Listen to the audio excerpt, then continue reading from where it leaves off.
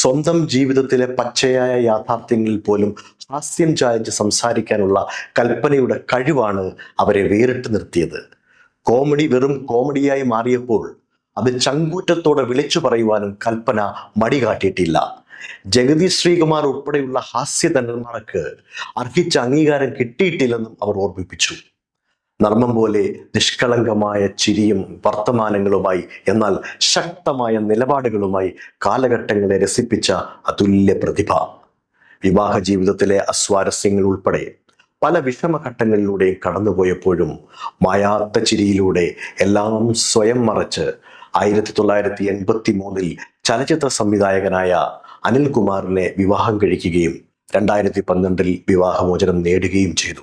മലയാള ചിത്രത്തിലെ comedy Queen എന്നാണ് ചിലർ കൽപ്പനയെ വിശേഷിപ്പിക്കുന്നത്. ഉഷാ ഉദപ്പ് അഭിനയിച്ച ഒരു സംഗീത ആൽബത്തിൽ അവർക്കൊപ്പം കൽപ്പന